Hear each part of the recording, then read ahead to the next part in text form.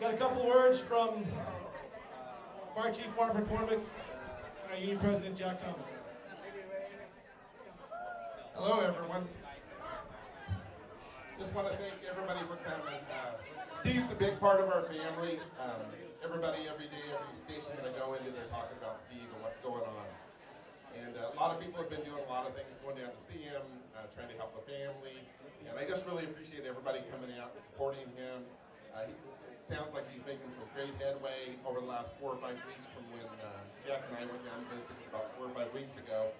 And it's just exciting, so just appreciate everybody showing up and supporting him and his family. And hopefully we'll continue to do that until he's back with us.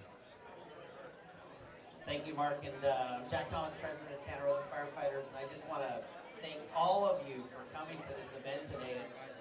I'm just sitting here in awe, looking at the amount of people that came out for Steve.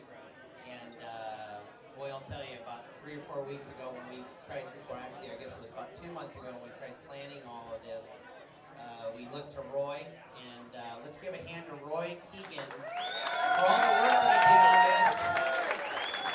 He single-handedly put this together with a lot of help, a little bit of help from people, but he really he called me on the phone. He said, "I got to do this." I said, "Great, take it over." So Roy, thank you very much for that.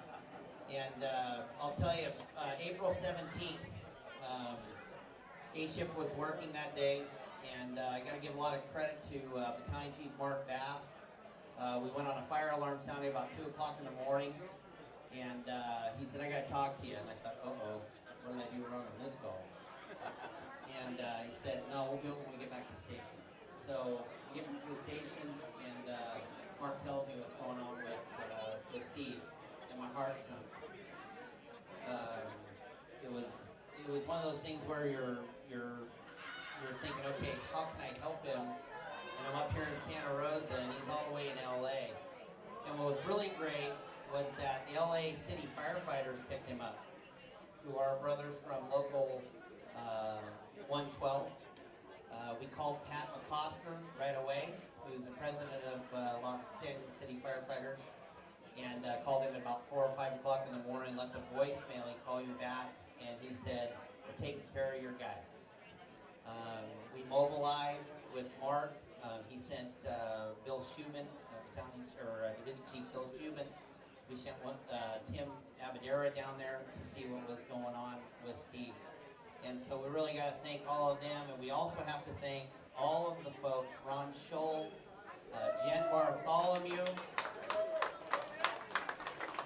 and most importantly, Jim Ritchie, who called me about every hour on the hour to let me know what was going on, so we could figure out what's going on with Steve. So anyway, I hope you guys are all having a great time. I'm going to turn it back to Steve, but thank you very much, everybody, for coming tonight. I'm sorry. Wish I could turn back to Steve, but I'm going to turn it back to Roy.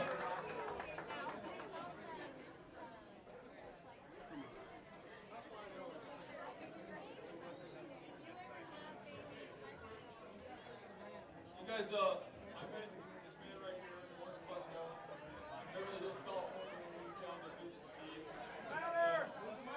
Lawrence owns a company called When You Dream a Dream. He owns a nonprofit organization called When You Dream a Dream. And I'm not going to tell you guys what we're working on, but we're working on something right now for Steve. He's gotten people together with Derek Jeter, Michael Vick, Patty LaBelle. If you guys know what Make-A-Wish Foundation is, he started a company just like that about 10 years ago, and he's done a lot of great things getting people together, and we're working on something right now with Steve. I'm not going to tell you guys what it is until we make it happen. But he does have something. He's based out of Beverly Hills, where we met him, and he has something from Beverly Hills Fire Department for Steve that they did. Lawrence Plesko. I did meet Ron Scholl on April the 22nd, just by accident. I'm at a Hertz rent-a-counter. I'm dressed, ready to go help a paralyzed child in my charity, and Ron said, "Hey, you look like a doctor." I'm not a doctor. Make a long story short, how do you get to Cedars-Sinai? I could get you there in my sleep, hop in my rent-a-car. I get down. This is the actual visitor pass. The family allowed me to go in and see Steve. He didn't know me. He was out of it.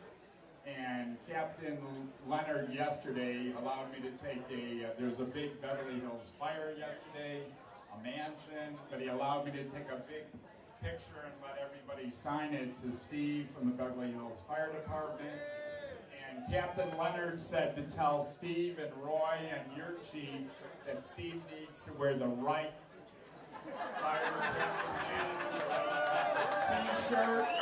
I know I'm outnumbered here, but it does say Beverly Hills Fire Department.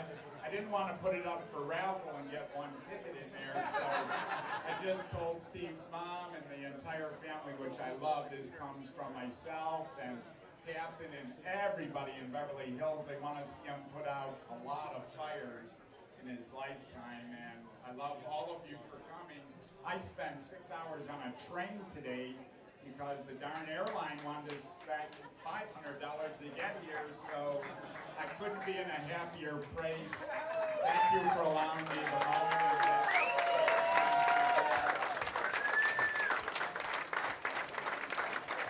I am working on a major event of a major musical star, Grammy Award winner. I'm getting really close, but I'm not going to tell you.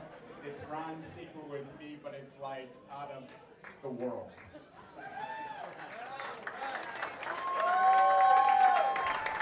Alright. Any second now, I'm going to press this button. Hopefully it works. It worked this morning when we tested it. I need everybody to kind of be quiet. Everybody be quiet. I'm going to talk to Steve for 10 seconds, 15 seconds, whatever. And I'm going to say, hey, a couple people want to say hi to you. And I'm going to flip the camera around. That's what I want you guys to go crazy for them, alright? Now, Sean, come on.